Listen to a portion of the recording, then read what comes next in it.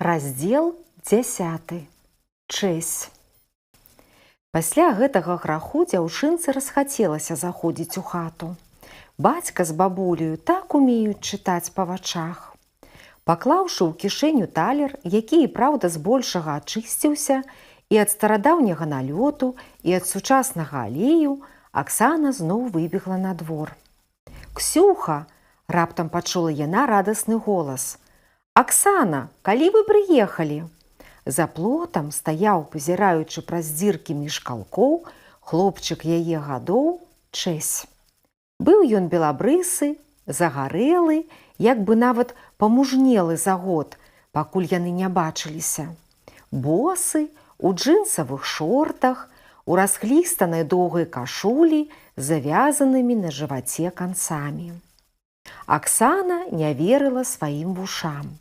Няўжо гэта той самы Чэсь, забіяка, нахабнік, хуліган, якога яна так баялася тым летам, які не даваў ёй праходу, цягаў за косы, дражніў Ксюха без вуха, які, калі яны купаліся ў бярэзіне каля берага, ныраў, пад вадой хапаў яе за нагу і цягнуў на глыбіню. Які аднойчы так напалохаў яе, стрэліўшы за спінаю з самапала, пасля чаго бабуля хадзіла сварыцца да яго бацькоў. І вось, калі ласка, ветлівы, такая радасць у голасе. Зрэшты, дзяўчынка і сама была радая ўбачыць знаёмы твар. За год і не такое забываецца. Да таго ж яна, як ні кажы, госця тут, а Чэсь мясцовы, значыць гаспадар. У гасцях мусіш прыхоўваць некаторыя свае антыпатыі. «Ды не бойся, хадзі сюды!» – паклікаў Чэсь. «Я і не баюся!» Аксана выйшла на вуліцу, на ўсялякі выпадак пакінула веснічкі расчыненымі і стала блізка да іх. «Ды не бойся!» – паўтарыў Чэсь. «Ты прыехала на ўсё лета, як у тым годзе?» «На якое ўсё лета? Яшчэ тыдзень да канікулаў!» Аксана зірнула на яго і раптам усклікнула, пляснуўшы далонямі, падрабляючыся пад бабулю. «Божа, што гэта з табою?» Адна шчака ў Чэся была распухлая і адтапырвалася, нібы за ёю ляжаў вялізны круглы ледзянец. «А, гэта!» – Чэсь збянтэжана прыкрыў шчаку далонню. «Ужо праходзіць. Раней яшчэ не такая была», – пахваліўся ён. «Зноў у бойку ўлез?» «Не, восы пакусалі. Звілі на гарышчы гняздо, я іх высачыў, палез і вось». «А навошта яны табе былі?» «Як навошта? А мёду набраць?» Аксана здзіўлена паўзіралася ў яго, ці не жартуе, тады залілася смехам. «Які ж у воз мёд? Эх ты, вясковы хлопец!» А такі дурны ледзь не вырвалася ў яе. «А не ведаеш, што восы ніякага мёду не даюць?» «Я не ведаў», – прызнаўся Чэсь. «Думаў, раз яны падобныя на пчол і кублы ўюць, дык павінны быць і соты». Раптам Аксана заўважыла, што ён чырванее. І яшчэ, калі гаворыць і глядзіць на яе, дык стараецца павярнуцца так, каб не было ёй бачна распухлай шчакі. Няўжо саромецца за свой такі выгляд? «Аксана!» – Чэсь азірнуўся, тады апусціў галаву, пакалупаў вялікім пальцам нагі пясок. «Аксана!» – хутка прамовіў ён. «Ты прабач, я больш не буду цябе тапіць». Вось дык фокусы! Што гэта з ім? «Добра, глядзі!» – жартуючы паківала яму пальцам Аксана. «Дык ты не крыўдуеш?» – адразу павесялеў Чэсь. «А хочаш, мы гэтым летам будзем сябраваць?» «Як?» «Ну, разам быць. Я пакажу табе вір, дзе ловяцца падлешчы, і будан. Не, я хацеў сказаць, пакажу, дзе арэхаў можна будзе назбіраць поўна». «Пачакай, што за будан?» «Не, нічога, ніякага будана няма. Я хацеў сказаць, яго можна зрабіць. З прыкрасцю на сябе, што прагаварыўся, пачаў апраўдвацца Чэсь. «Я ў цябе ўсё выпытаю, ты мне ўсё пакажаш, і той будан», – падумала Аксана. Ёй і льсціла прапанова сяброўства. Прыемна было. І ўсё ж яна са здзіўленнем адчула, што такі Чэсь, пакорлівы, ветлівы, прыніжаны, цікавіць яе менш, чым раней. Калі б ён толькі што не папрасіў прабачэння, ёй, напэўна ж, захацелася б зараз крышку памучыць яго. «А я не змагу быць тут улетку», – сумна ўздыхнуўшы, сказала яна. «Як не зможаш? Чаму?» «Тату адпраўляюць у экспедыцыю у Бразілію, і ён бярэ мяне з сабою». Чэсь нават забыў пра шчаку. Ён глядзеў на дзяўчынку ва ўсе вочы, смешны і няшчасны. «А надоўга?» – спытаў ён з рэшткамі надзеі ў голасе. «Можа, хоць у канцы лета прыедзеш?» «Не, наўрад ці. Мы там доўга будзем, у Бразіліі». «А ты сама хочаш ехаць?» – спытаў Чэсь. «Вядома, хачу. Там так цікава. Па-першае, цэлых 10 гадзін ляцець самалётам. Па-другое, там акіян, розныя кракадзілы, джунглі, пальмы, какосавыя арэхі». «А ў нас хіба не цікава?» – вырашыў пакрыўдзіцца Чэсь. «Параўнаў. Кракадзілаў і вашыя падлешчыкі, какосы і вашыя арэхі». Чэсь быў проста знішчаны. А ён хацеў зацікавіць яе буданом. Будан і Бразілія. Ён пахмурнеў, разам з тым у яго вачах пачало з'яўляцца штосьці ранейшае, задзірліва ганарыстае. Раздзел 11. Міхал. «Ну і едзь», – панура сказаў Чэсь, з-пад ілба пазіраючы на дзяўчынку. «Ну і паеду. Едзь, едзь». Помста за ранейшыя крыўды была поўная.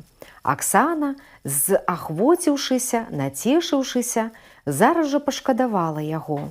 Толькі яна збіралася прызнацца, што Бразілія лухта, і яна сама не ведае, дзеля чаго выдумала ўсё гэта, як Чэсь падступіў да яе на якіх паўкроку і перакрыў ёй дарогу да веснічак.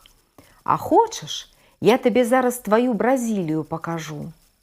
Не паспела Аксана адскочыць, як Чэсь схапіў яе 2 пальцамі за нос і пацягнуў уверх. На міг дзяўчынка знямела ад нечаканасці, ад гэтага нахабства.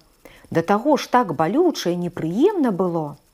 Але праз міг, сілячыся вырвацца, яна знянацку наступіла цвёрдай рыфлёнай падэшвай красоўкі на Чэсеву босую нагу. Чэсь войкнуў і выпусціў яе нос. Ад злосці Аксана яшчэ раз паўтарыла гэты прыём ужо знарок. «Ты што?» – ускрыкнуў Чэсь і, сагнуўшыся, схапіўся за нагу.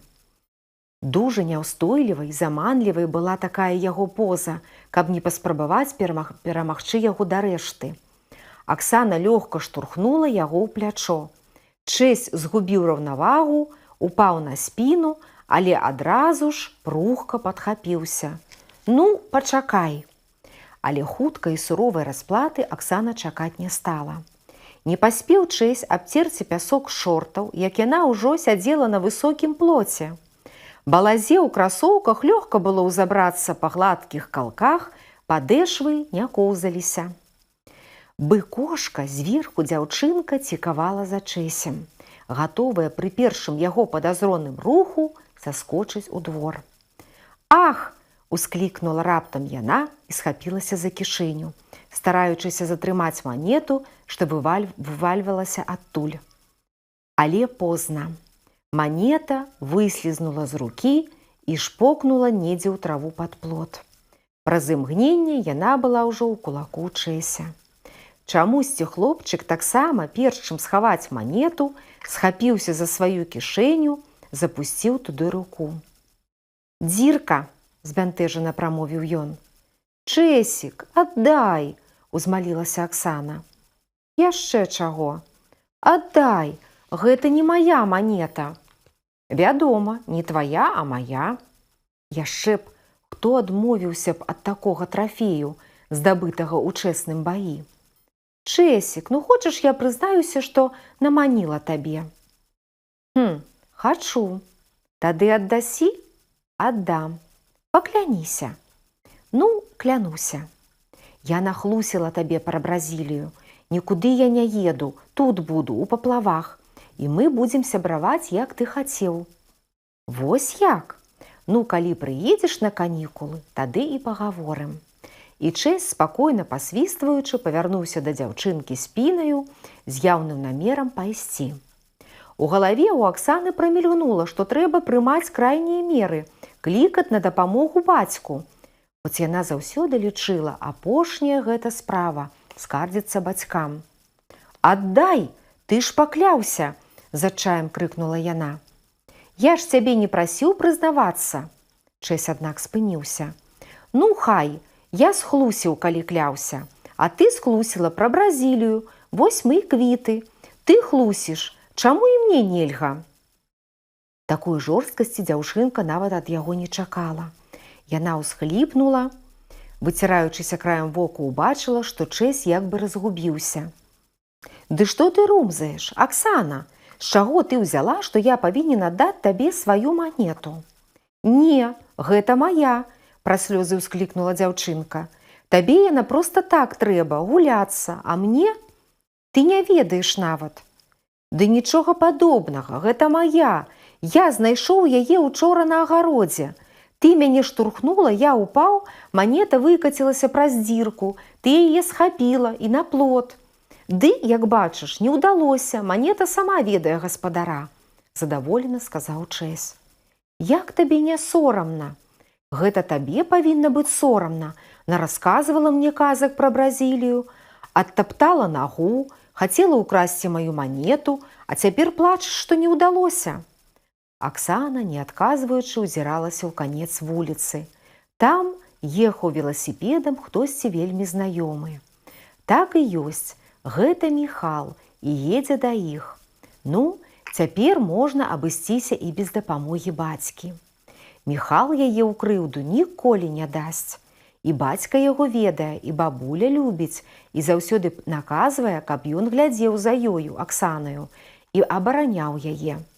Бацькі Міхала з той жа вёскі на Омельшчыне, адкуль і бабуля, а пасля радыяцыі перасяліліся таксама ў Паплавы. Таму і трымаюцца разам, бы радня. «Міхал!» – Аксана замахала рукою, каб хутчэй пад'язджаў. Міхал паклаў веласіпед узбок шашы, пакіраваўся да іх. Гэта быў высакаваты для свайго ўзросту, а ён быў на год старэйшы за Аксану з Чэсем, чарнавокі сур'ёзны хлопчык, абуты ў кеды, спартыўныя штаны, закасаныя да каленяў, чорная майка з надпісам на левай грудзіне «Рассвет». Раздзел 12. Другі талер. «Чэсь, прывітанне! Аксана, калі ты прыехала? Ён адабраў у мяне манету!» Замест адказу плаксівым голасам паскардзілася Аксана. «І не хоча аддаваць!» «Хлусня!» – сказаў Чэсь, не кранаючыся з месца. «Манету?» Міхал павярнуўся, моўчкі падступіў да яго. Ён быў вышэйшы за Чэся на цэлую галаву, але Чэсь не спалохаўся, адно аж пабялеў ад несправядлівасці і стаяў, як стаяў. «Міша, калі хочаш біцца, давай», – прамовіў ён, «але я не адбіраў у яе нічога.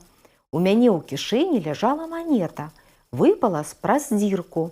Аксана схапіла, а потым сама выпусціла з рукі, а цяпер канючыць, аддай». Міхал са сціснутымі кулакамі спыніўся ў нерашучасці. Ён ведаў Чэся, той проста так казаць не будзе. Аксана між тым злезла з плота, смелая стала за Міхалавай спіною. «Не вер яму, Міхал, я прывезла талер з сабою, з Мінска. Лухта, я знайшоў яго учора на сваім агародзе». «А ну, пакажы, Чэсь», – загадаў Міхал. Чэсь неахвотна выцягнуў талер. Раптам твар у яго змяніўся. Чэсь хутка панюхаў манету. Што такое? Алеем чамусьці пахне. І моя цямнейшая, і нібыта рубец іншы, шчарбіна большая і з другога боку. «Аксана!» – пачуўся з двара бацькаў голас. Скарыстаўшы Чэсеву разгубленасць, дзяўчынка імгненна схапіла талер проста з яго далоні, схавала ў кішэню. «Міша, дзякуй вялікі, мне трэба бегчы. Ты мне так памог, ты нават не ўяўляеш, што гэта за манета. Хочаш, прыходзь сёння ўвечары, тата раскажа». І, прыгнуўшы Міхалаву галаву, зашаптала яму штосьці, тады нырнула ў веснічкі. «Дзе ж тады моя?» – разгублена паўтарыў Чэсь, лапаючы па кішэнях. «Не прыснілася ж яна мне?» «Пачакай, давай адыдземся. Вунь бабуля Аксаніна пазірае, топчемся тут каля хаты». Міхал падняў веласіпед, хлопчыкі завярнулі ў завулак, што спускаўся ў нізіну да бярэзіны, дзе была Чэсева хата. «Так», – сказаў Міхал, – «а цяпер распавядзі толкам, усё па парадку». Ды учора Чэсь усё мацаў у кішэні, азіраўся вакол, быццам шукаў манету. Учора бацька абганяў бульбу. Ведаеш, на тых сотках, што каля самай ракі, дзе помнік. Я вадзіў каня, ты ж ведаеш, спёка была, а вады, машкарэча. Конь хадзіць не хацеў, брыкаўся. Ды што мне твой конь? Пра манету расказвай. Ну і бліснула штосьці на свежай зямлі, там, дзе ўжо прайшла сошка. Я падняў на хаду і паклаў у кішэню, нават не разгледзеўшы як след, не было калі. А ўвечары? Што? Увечары разгледзеў манету? Ды я забыў на яе, Міша. Я так натаміўся з тым канём, што ледзь ногі цягаў. Потым яшчэ гэтыя восы праклятыя. Чэсь дакрануўся да шчакі. Так балела, пра што хочаш забудзеш. Карацей, ты яе згубіў. Выходзіць так, вінавата патупіўся Чэсь. Успомні, дзе ты учора ці сёння сядзеў або ляжаў. Ды нідзе, толькі на гарышча злазіў, да воз і адразу спаць. Толькі... Чэсь прыгадаў, як сёння Аксана ганебна зваліла яго. Не, нідзе. Дзіркі зашываць трэба, лапух, упікнуў Міхал. Як у цябе хапіла розуму пакласці манету ў дзіравую кішэню? І як манета не выпала адтуль адразу ж? Ты ж босы быў. Босы. Чэсь раптам спыніўся, паглядзеў на Міхала дзіўнымі вачыма. Ну вось, калі б манета выпала, яна б табе стукнула па назе. Няўжо ты не пачуў? Стой, усё правільна. З радасці Чэсь пляснуў сябра па плячы. Успомніў, ніякай дзіркі ў кішэні не было, бо і шортаў не было. Я ў трыко быў, а ўвечары, калі я ўжо спаў, маці забрала трыко мыць, а мне паклала шорты. Цяпер успомніў, кашуля гэтая самая была, а вось штаны... Усё не мог угаманіцца Чэсь. І ты паўдня не ведаў, што ходзіш у другіх штанах? Паглядзеў бы я на цябе, каб ты так натаміўся. Ды і восы. Добра, хопіць пра воз. Дзе тваё трыко цяпер? Відаць, маці памыла ўжо, вісіць і сохне. Ды не трыко, аж зазлаваў на яго тугадумнасць Міхал. Навошта мне тваё трыко? Манета дзе? Можа, маці згубіла яе неяк, калі вытрусвала адзенне. Сапраўды, я пра гэта не падумаў, спалохаўся Чэсь. Другі раз за 1 гадзіну страціць манету было б для яго занадта. Сядай, скамандаваў Міхал. Ён разагнаў веласіпед. Чэсь, прабегшы крыху збоку, схапіўся за руль і скочыў на раму. Вулічка бегла ўніз. Праз хвілін колькі хлопцы ўжо ўляцелі ў Чэся ў двор. Пасярод двара стаялі начоўкі, ад якіх падымалася пара. Пахла пральным парашком. Чэсева маці, сагнуўшыся, шчыравала над бялізнаю. Кавалак гаспадарчага мыла ў яе руцэ так і шоргаў па рыфлёнай дошцы. Амаль усе вяроўкі, нацягнутыя ў канцы двара, між 2 грушамі, былі занятыя вымытай, прапаласканай адзежаю. Каля начовак засталася толькі невялікая кучка нейкага рыззя. Хлопцы кінуліся туды і... Вось радасць, трыко! І манета на месцы ў задняй кішэні. Чэсь працягнуў манету сябру. Ну, а ты не верыў? Маці здзіўлена глядзела на іх, тады пачала бурчэць стомлена. Колькі разоў казала, правярай кішэні перад мыццём, а калі б размокла тое, што вы шукалі? Не, гэта не размокне, шчаслівы Чэсь паказаў манету і маці. Ты б лепш памог, бэйбус, чым гайсаць цэлы дзень. Хоць бы памытае прапаласкаў, схадзіў бы на раку ці выкруціць памог. На маці манета не зрабіла ніякага ўражання.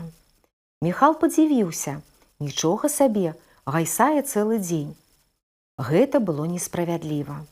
Чэсь, можа, як ніводзін хлопец з пасёлка, ніколі не бегаў ад хатняй работы, заўсёды памагаў дома. Давай прапалашу, ухапіўся ён і цяпер. Ды ідзі ўжо, гуляй. Пакуль дачакаешся, сама хутчэй зробіш. Ды ў воз ізноў не ўлезь. Чаго гэта маці на цябе? Спытаў Міхал, калі яны адышліся. Я дома і палавіны не раблю таго, што ты. Не, гэта яна так, для звязкі слоў, адказаў Чэсь. Яна добрая. Яны мінулі двор, зайшлі за паветку, што прыляпілася з краю паплоўчыка, разлегліся на мяккім мурагу. Адсюль адкрываўся від на луг і на красуню бярэзіну, што рабіла ў гэтым месцы плаўны паварот, ціхаплынную, шырокую, зарослую з гэтага нізкага берага вольхамі і вербамі. Амаль да самай ракі спускаюцца дзялянкі агародаў і сотак. Збоку, на невысокім пагорачку кургане, віднеецца помнік. Звычайная вертыкальная гранітная пліта, па кутках 4 бетонныя слупкі, злучаныя прывіслымі пасярэдзіне ланцугамі. На пліце, хлопцы ведалі, залатой фарбаю ззяюць словы: русским воинам Отечественной войны, советским воинам Великой Отчинной войны, слава героям. А трохі далей, за паваротам ракі, дзе нізкі бераг пакрысе пачынае падымацца і робіцца высокім, стромкім, там, на самай строме, надзейна схаваны ў лісці дуба і вольхаў, на галінах, што перапляліся даволі высока над зямлёю, іхні будан. Чэсь разглядаў манету. Вунь там і знайшоў, паказаў ён у той бок, дзе быў помнік. Не, ты глянь, Міхал, ну копія як у Аксаны. Не дзіва, што я паблытаў, толькі ў гэтай манеце шчарбіна глыбейшая. Чаму ж, цікава, Аксана так даражыць гэтым, як яна казала, талерам? Так упрошвала: Чэсік, Чэсік, аддай. Як гэта ты так чырванець навучыўся? Насмешліва прыжмурыў на сябра вочы Міхал. Ды ж чакай свярбіць, яшчэ больш пачырванеў Чэсь. Паглядзеў бы я на цябе, каб цябе восы пакусалі, а? Успомніў ён. Скажы лепш, аб чым ты шаптаўся з ёю? Я з ёю не шаптаўся. Ну, яна з табою, якая розніца? Што яна сказала табе на вуха? Міхал загадкава пасміхаўся і маўчаў, нібы хацеў набіць цану тым словам, якія можа зараз сказаць сябру, а можа і не сказаць. Не забывай, што манета мая, нагадаў Чэсь. Добра. Аксана шапнула, што ў нашых паплавах схаваны скарб, і разгадка, як яго знайсці, у манеце. Чэсь недаверліва гмыкнуў. Ён чакаў зусім іншага, а тут нейкі скарб. Усё гэта дзіцячае, з кніжак і фільмаў. Калі б пачуў гэта не ад Міхала, а ад кагосьці іншага, дык падняў бы таго на смех. Але Міхал ніколі не хлусіць. Ты сур'ёзна? Спытаў Чэсь, прыпадняўшыся на локці. Аксане сказаў бацька. А яе бацька, не забывай, вядомы гісторык, археолог і проста так казкі расказваць не стане. А падрабязней, адразу загарэўся Чэсь. Што за скарб? Прычым манета? Я ведаю не больш за цябе. Ты ж сам чуў. Аксана абяцала, што сёння ўвечары яе бацька раскажа гэтую гісторыю. Я схаджу, паслухаю, і тады будзем штосьці думаць.